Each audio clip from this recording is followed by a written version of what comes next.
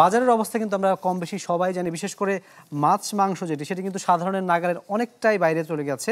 এখন সাধারণ মানুষ যেটি করছে সেটা হচ্ছে ব্রয়লার মুরগি কেনার দিকে জোর দিচ্ছে। টিসিবির হিসাব সেটি কিন্তু আমাদেরকে বলছে যে সপ্তাহ ব্যবধানে ফার্মের মুরগির যে দাম সেটি কিন্তু দর্জন প্রতি অন্তত 9 টাকা করে বেড়েছে। ফলে সীমিত আয়ের যে মানুষজন তাদের যে আমিষের উৎস সেখানেও কিন্তু একটা বড় ধরনের ঘাটতি দেখা দিয়েছে। প্রতিবেদনে আমরা বিষয়টি নিয়ে বিস্তারিত দেখে আসবো। ন্যাচারাল ব্যাকটেরিয়ালাইসিসের সুরক্ষায় ফ্রেশ ও অ্যাক্টিভ সব সময়। এখন ধুলাবালি জীবাণু ঘাম ক্লিন বোল্ড রিমার্ক। ভাদ্রের অর্ধেকে এসে মেঘ বৃষ্টির লুকোচুরিতে উত্তপ্ত নিত্যপণ্যের বাজার। মাছ মাংসের সঙ্গে পাল্লা দিয়ে বাড়ে কাঁচা শাকসবজির দরও, যার পেছনে বড় কারণ বৈরী আবহাওয়া। ফলে এই সময় আমিষের চাহিদা পূরণে হিমশিম খেতে হয় সীমিত আয়ের মানুষকে। এবারও ব্যতিক্রম নয়, বরং পরিস্থিতি আরও কঠিন হয়েছে।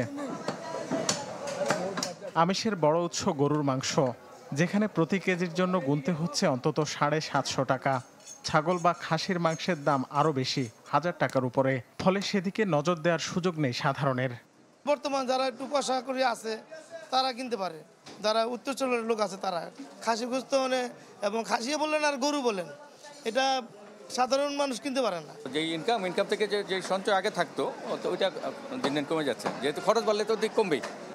ইলিশের ভরা মৌসুমে একসময় চাহিদা কমে অন্যান্য মাছের দামে পতন ঘটত, কিন্তু এখন সেদিন নেই।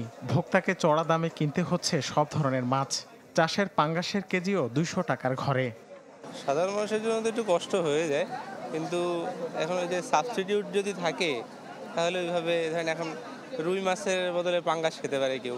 যারা দিন মজুর লাগে একটু ছোটোখাটো, আর যারা একটু 50 টাকা হ্যাঁ একটু বড় নেই কিনা এই হিসাব। আমার আর্নিংস অনুযায়ী সেটা হয়তো মেটাতে পারতেছি, বাট আমার সেভিংসটা কমে যাচ্ছে।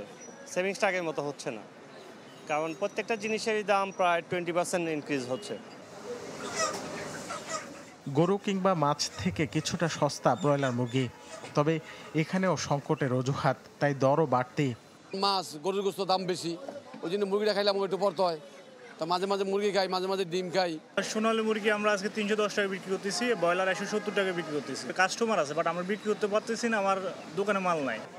মুরগি ছাপিয়ে ডিমেও নেই শান্তি। সপ্তাহ ব্যবধানে ডজন প্রতি ফার্মের ডিমের দাম বেড়েছে 9 টাকা। রাকিব হোসেন, চ্যানেল 24, ঢাকা।